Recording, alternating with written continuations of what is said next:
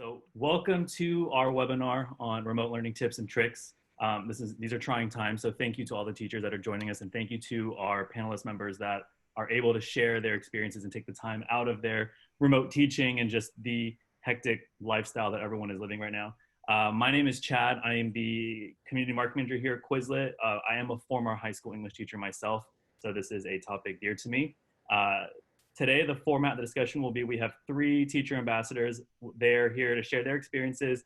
And if you look at the bottom of your screen, you'll see a Q&A and also a poll option. If you have questions for these panelists, you can submit your questions via the Q&A tool. Don't use the chat tool. And at the end of the webinar, I will source the questions to our panelists. We'll run till about 2:45 PDT, so about 45 minutes in total, wherever you are. And if you're not able to stay the entire time, or you didn't have colleagues who are able to make it, this webinar will be recorded and it will be on our YouTube channel for access and sharing later. So on that note, I will introduce our panelists. We have Jaime Avila, who is a science teacher in the Bay Area High School. We have Rory Yakubov, who is a high school math teacher in New Jersey. She teaches algebra and geometry and loves sharing ideas on social media and integrates engaging activities into her classroom. And then we also have Susie Gomez, who is a middle school language arts teacher in Southern California. And she has 10 years teaching experience in Los Angeles County. So that's our panelists. And I'll let them say more about themselves. In that note, let's go to kind of our first question. So thank you, Jaime and Rory and Susie, for joining us.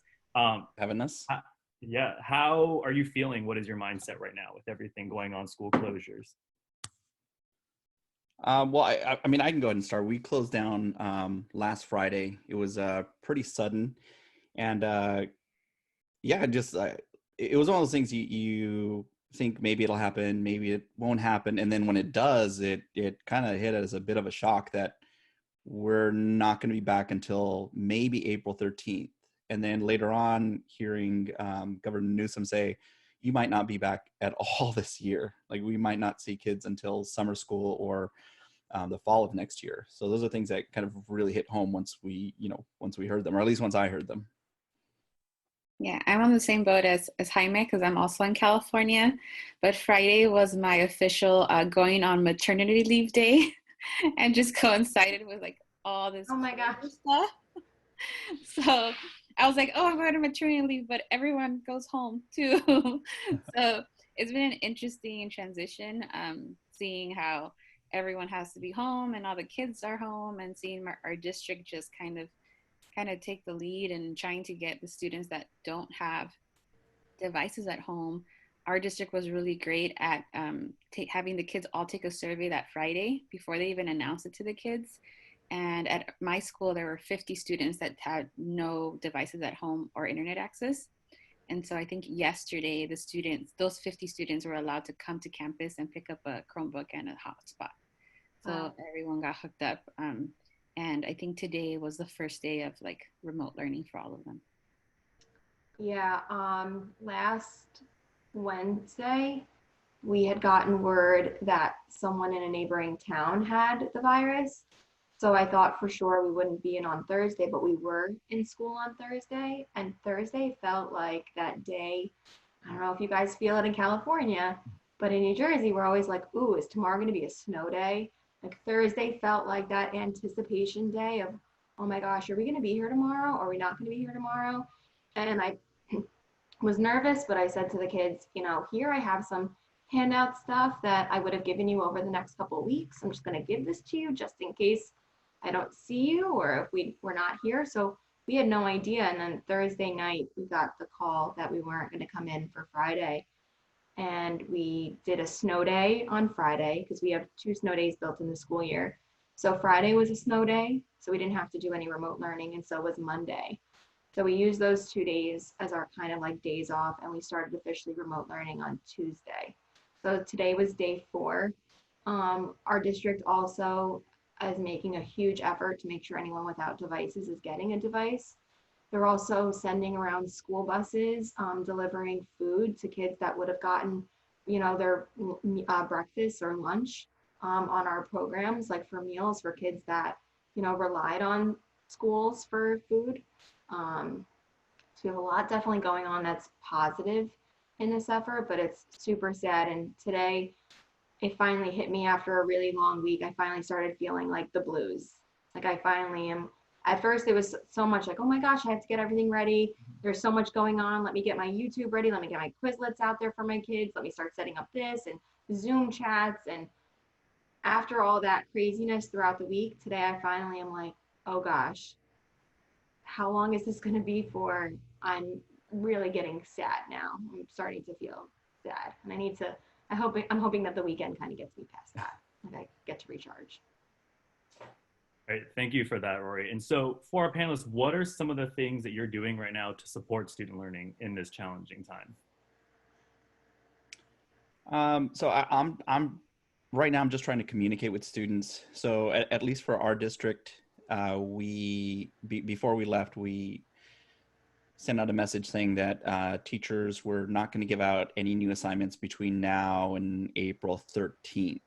And so, we're not really, part of it was we weren't really ready to go to that distance learning model. I don't think anybody was, or anybody is. Like we're figuring this out as we go.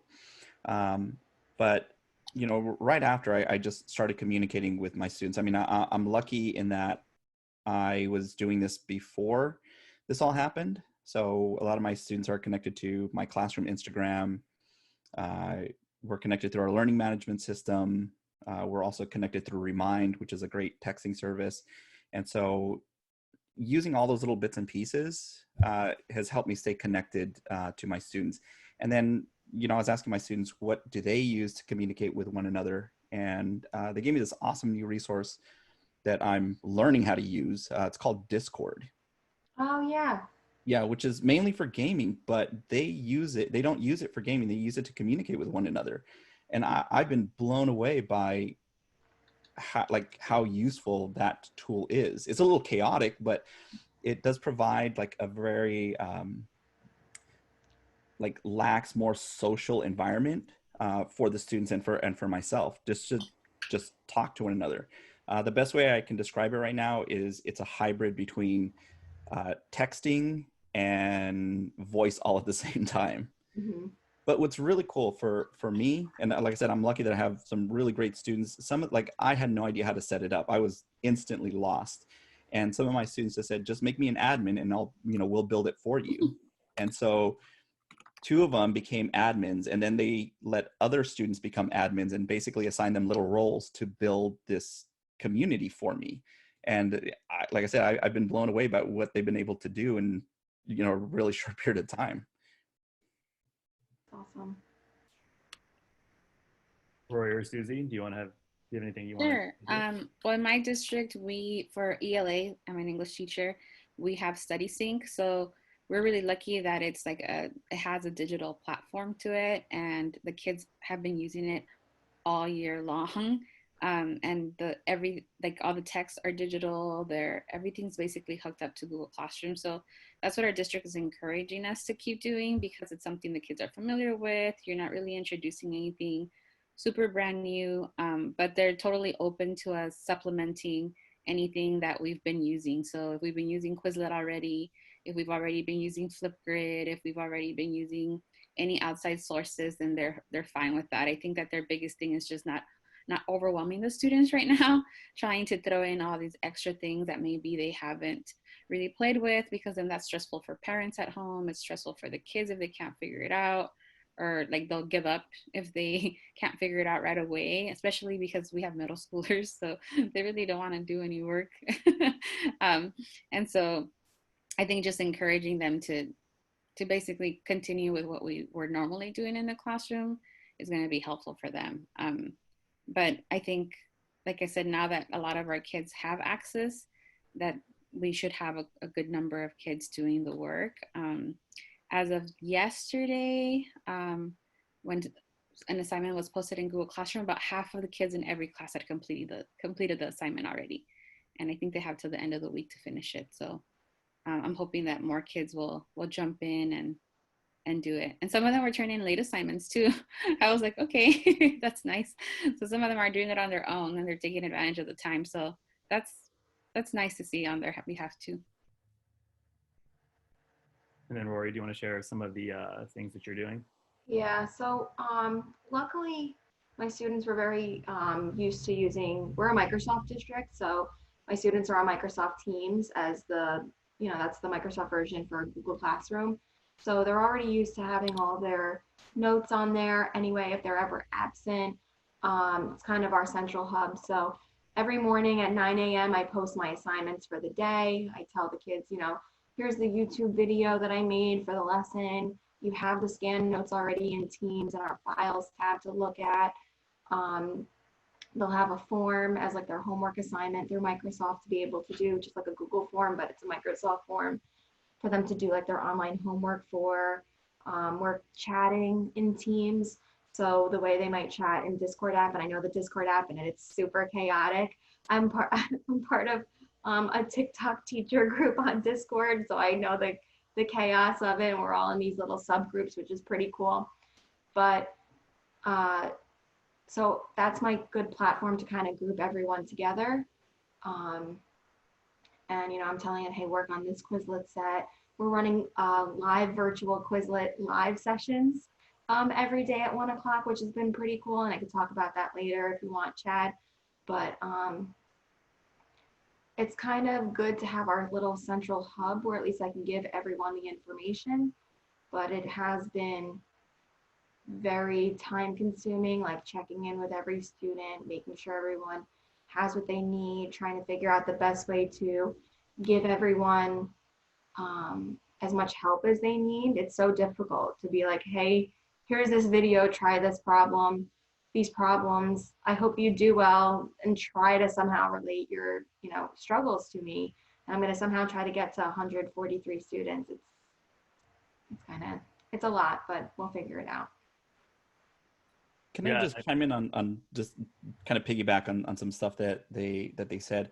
I think right now it's important for schools that haven't closed to think about things like equity and access, something that Susie mentioned, because saying just move to a distance learning model and just assuming that everyone has access to those devices, has access to the internet, I think people need to be careful with that.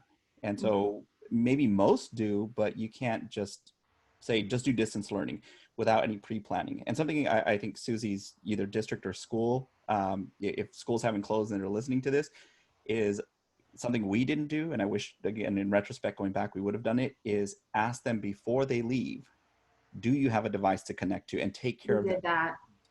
Before they leave that door. Because once you do, if you're saying, well, we put it on our learning management system or we sent out an email, if they don't have access, how are they going to get that? And if you're going to go, snail mail, it's going to take a while before they do get that. And then, being able to get that device. And then the second thing is, like, I mentioned Discord, but I think right now, as far as like me talking to students, because I asked them, how would you like content delivered? Do you care if teachers are using, 5 different communication apps like Google Hangout or Zoom or GoMeet? Or would you rather teachers just narrow it down to maybe 2 items or 2 things that all of them are going to use across the board? And most of them felt more comfortable with limiting it to 2 items, so they're not jumping around between different things.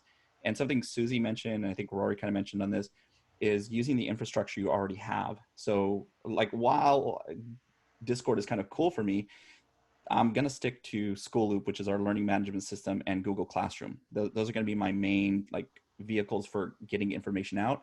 And then I'll supplement with some other things. Mm-hmm.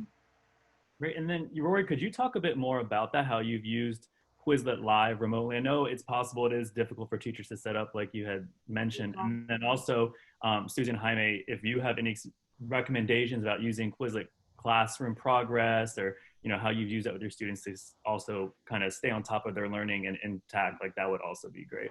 Yeah, so one of the things I listed as the assignment for the day, along with, watch this YouTube video, check out the notes, copy down like some of the problems, try these problems on forms.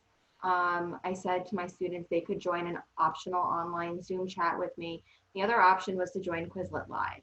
And I said to the students, hey, I'm going to come into Microsoft Teams at around 1 o'clock. I'm going to drop in a Quizlet Live code. and I'm going to start at 1:10 p.m. So I'm going to give you guys like 10 minutes. If you want to log in, this is your notification to come join me. And not a lot of kids have joined in as far as 143 students. Thank God I didn't have 143 students in trying to get in at once. But I had like a good dozen kids every day come join, play against each other. I would, wait until 1:10. Once I saw, that as pretty much everyone was going to log in did, I just clicked start game. Of course, the students on their own end, they can only see their screen, obviously. They can see who else is in their team. It could be from cross class periods. It didn't have to be in their period. And then they just played along, kind of the same way they would play if we were in silent mode in my class playing Quizlet Live, where they can't talk to each other anyway. I got a lot of questions on my Instagram, like, how are they communicating with each other? I'm like, they're not. They're just playing. This is like the hardest way to play it, is if you can only click it if it's on your screen at that time. And they were active and they were super, super into it. And after a round went up, I clicked to play again. I shuffled their team so that, they got the advantage. If I saw a kid, exited out, I just made sure to wipe them out of the team to begin with and then shuffled them again so that could play. And we played about 2 or 3 rounds each day this week. And the kids really enjoyed it. They were into it. I didn't want to take out, that game aspect that my kids are so used to going forward. So I shared about it on my Instagram. I got a lot of positive feedback, and a lot of other teachers already started trying it out. It's definitely not something you can kind of test out with your kids if they haven't been playing Quizlet Live in real life in your class, because they wouldn't know the dynamic of how it works. They wouldn't know about the, screen with the progress on it, that only I can really see. But it's been cute. The kids really like it, and I'm just going to keep doing it every day at 1 o'clock. If the kids want to join, they can join. If they don't want to, it's okay. It's not a mandatory type deal. It's just to keep some fun and normalcy to what they're used to. But it's cool. I was gonna say for myself and Quizlet, again right now I'm talking to my students a lot and just getting information from them, and so I had asked them, like, what are some of the tools you would like teachers to keep using? So I mentioned things like Discord, YouTube, Quizlet, Google Classroom, and it's a small pool, so this is not representative of all students, but at least within my classroom, the overwhelming majority said keep Quizlet. Like you have to, if we are going to do online learning, you have to keep Quizlet going. Like that has to be something that's incorporated into the online learning. And so definitely going to see, like, keep doing that for students because they find it useful. Yeah. Can I share my screen, Chad? Yeah, go ahead. Okay, so I love the match feature because I don't have to start a live session and I don't have to be on at the same time. I'll show you what that looks like if you've never used it before. That's a great idea. I'm not sure if this is the one. This one. So let me see.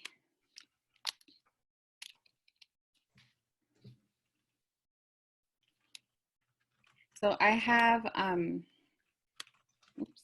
I have all these folders already for all my units for my like district adopted curriculum. So if I wanted them to review one of those, I could assign it.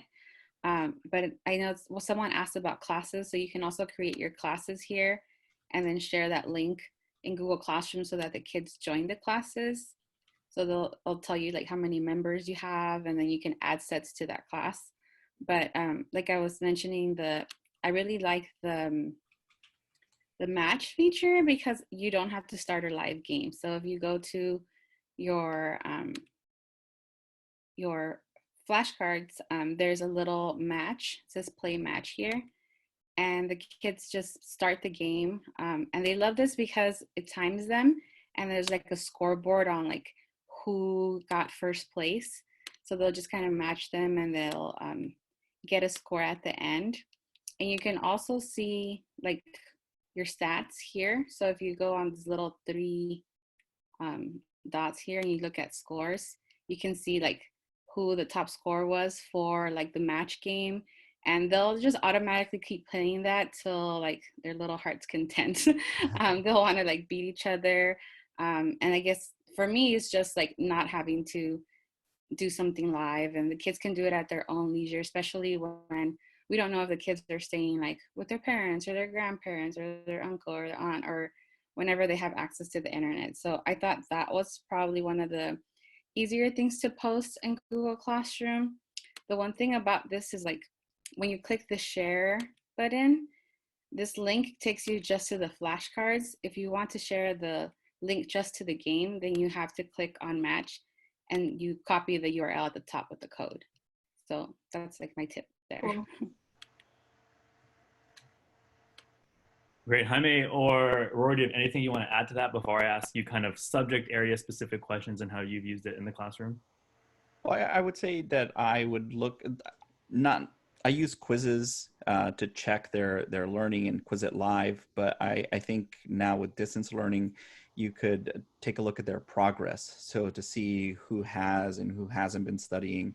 And so I remember Quizlet doesn't have like a time, but at least there is like mastery and, you know, what game modes have you tried for a particular set that could at least help us understand if students are using it or not.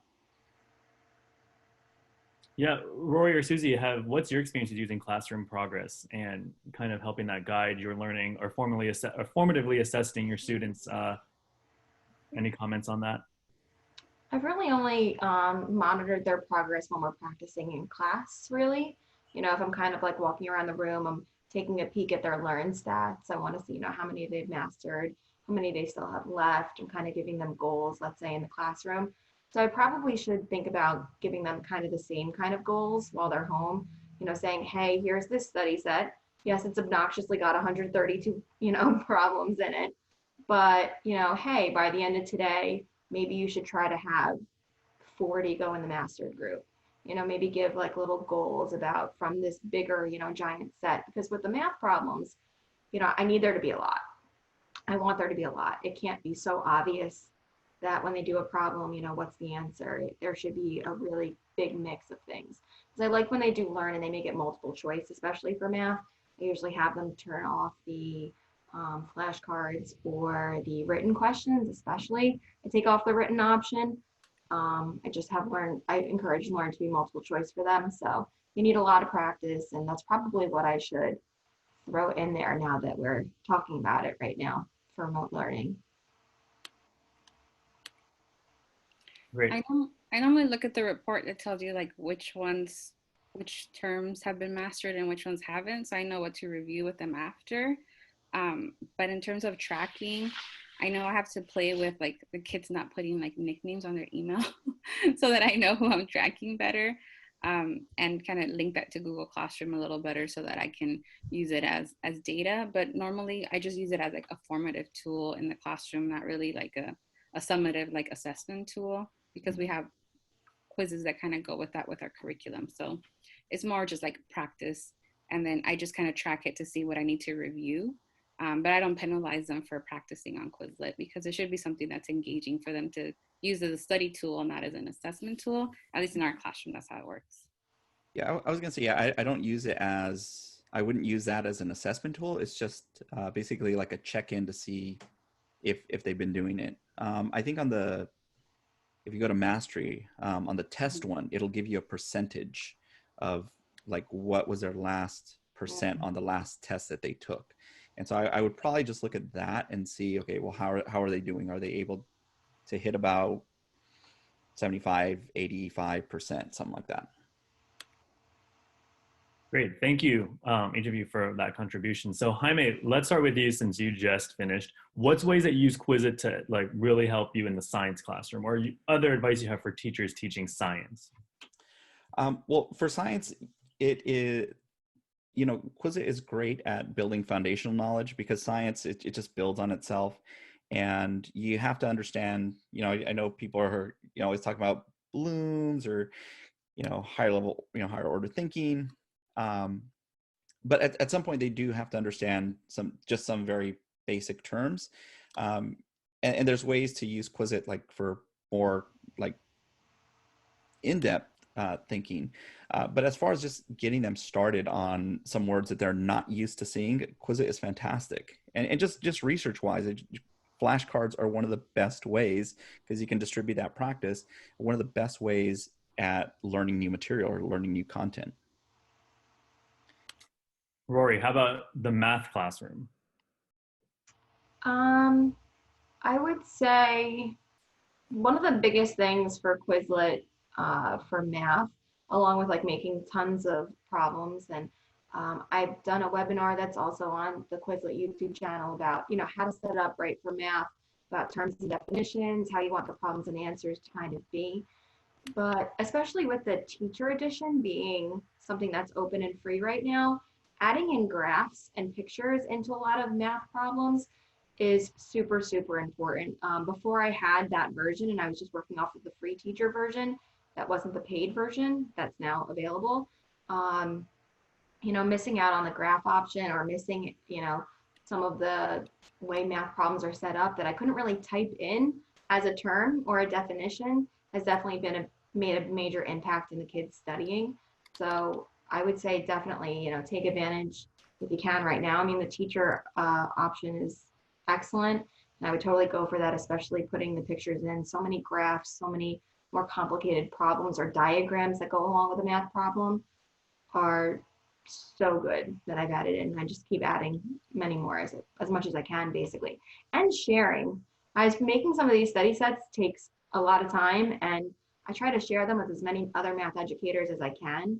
You know, saying, hey, I've done the work, now please go use it. You can take my study set, you can edit it, you can modify it to whatever you need, you know, send it to your students. That's been a pretty positive and successful, you know, point to all of my Quizlet study sets for sure, for math. And then Susie, for language arts, which my heart lies in, right? English, high school English though. Can you share with us how you've used it in your classroom? And then I do have a second question for you, which I can ask after that. So Yeah, I've taught, I mean, kids at all levels. So I've taught newcomers that come from different countries and know no English whatsoever. And then I have like the higher achieving like honors kids. And I've been able to use Quizlet with all of them, especially my newcomers when they don't know the language. Like they just need practice, like, and pictures and visuals, and the diagrams have really helped too. Like just basically like knowing their body parts if something hurts and they have to go to the nurse or something. So even if it's not like directly related to like what we're learning in class, even like the lower students in terms of language can access some sort of content that they really need for just basic like survival skills at school. And then, like I said, we've done vocabulary with our curriculum. So I'm really lucky that I have that curriculum. So I'll take the vocabulary words from there, upload them to Quizlet, and I can use them again and again every year if we read the same stories. And we do the matching. They love Quizlet Live. I've never tried it remotely like Rory has, but I would be interested to see how that will work out. But in class, they absolutely love it. And then they have also done like the online quizzes. Like the only thing about that is like, you know how they can like shuffle the questions and you just kind of have to check that they're not looking at their flashcards while they're trying to take the quiz. But other than that, I think that's basically the extent to what I've used it with ELA. And I just like posting the links in Google Classroom so they can access it at any time whenever they need them. great. And then my second question for you, Susie, since you are the middle school teacher on the panel, we have two high school teachers. Do you feel that your experience teaching students in the age group of, you know, 10 to 13, do you have any unique challenges or tips and advice for, you know, maybe elementary school teachers, fellow middle school teachers that maybe you don't see in the high school space? I think just like the urgency of studying and like having studying habits. Like I think middle school is where they kind of have to develop those study habits so that when they get to high school, hopefully they know how to study by then. I think that at the elementary school level, they're kind of all together all day long and they have one teacher, and some kids might have two teachers maybe or a couple. But when they get to middle school, it's the first time they have like at our school, they have 7 teachers because they have 7 periods a day. And they go from being in one classroom all day with 30 kids to seeing, different kids in different classes, different teachers, different tools. And so for a lot of them, just learning how to study on their own and manage their time and being organized is super hard. Like, it's a big transition, not to mention that a lot of them are just starting puberty. Like, I think we forget that part for the kids, especially the girls, that they have so many things on their mind, and school is like, for some of them, the ones that are like less mature, just like not even on their radar. So the easier we can make it, the better. And I think for Quizlet to have a tool that they can actually like make flashcards for certain classes and share them with each other, and have like this base where they can just click and go and not have to worry about making all these flashcards they're going to carry in their backpack scrunched up at the bottom of their binder is like really helpful for them. So, and it's engaging. Like, that's the best part of it. Like, the kids have to have fun. If they're not having fun, they're not going to want to do it. I mean, we live in an era of like everything's fun for them. Like, they play all these games on their phone, and this is like the easiest thing that they can do to study that hopefully will help them review content in an engaging way. Great. Okay. Thank you all for sharing your experiences and, tips and tricks with Quizlet. We're going to slowly open it up to the audience now. If you want to add questions into the Q&A section on the bottom of the Zoom Hangout. But before I do that, I want to give our All-Star Teacher panel the opportunity for them to plug their social media if you want to keep in touch, their websites, anything of that sort. So go ahead. Well, mine is pretty simple. It's Avila Teach. You can type that into YouTube, Instagram, Twitter. It's all the same. So I'll probably just drop it in the comment section so you can find me if you're looking for science tips. Okay, I'll go next. My handle is @EngageTheMiddle, and it's the same one everywhere. So like on Twitter, Instagram, and on YouTube. And if you're an English teacher, I didn't want to go into it like in detail, but I did make like a little Quizlet / ELA tutorial, and I put it on my YouTube channel, and I'll post it later so you can see it if you need it. If you're just looking for resources, I made like a short template you can use. It'll be free on Google Docs so that you can see how you can incorporate Quizlet and other free resources online. I know it's stressful times to kind of even just think of how to plan this stuff for the kids. So if you want to use that template, you're more than welcome to, and I'll post it for free.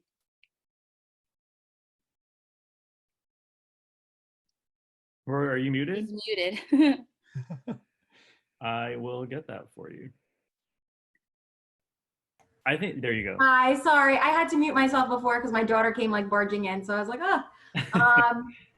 I am on Instagram as I Teach Algebra. Also, I just started a YouTube channel for like algebra videos that I'm trying to use for my current students. So you're welcome to like take a look at those for algebra and geometry as well. But I post pretty much everything that I do on my Instagram, which has been really great to share. And yeah, been good. Great. And for all of the attendees today, yesterday a blog was published about Rory on our Quizlet blog. So if you want to check that out, quizlet.com/blog, you'll see it there. And then, spoiler, there might be one about Jaime and Susie. I don't know. Fun fact, and kudos to Susie. Susie is due to have a baby in like 2, 3, 4, 5 days. Yeah. Congratulations. On Wednesday.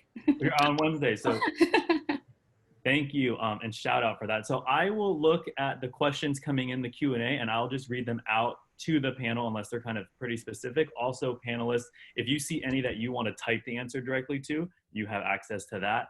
And also, teachers, if you see the poll that launched live, let us know what you think. We'll have more of these coming in the coming weeks to support teachers. So I'll look through the Q&A, and if I don't get to your question, I apologize. I will type up some of these questions and make a FAQ and get that posted on the Quizlet site as well that you can reference. So let me look at these. Okay, so Brittany asked Susie, what is your handle again? It is engage the middle, right? Am I correct on that? Yeah. Cool, got that one. Okay, so if I assign a Quizlet through Google Classroom, I can see the results by looking at the link that I sent to them through Google Classroom.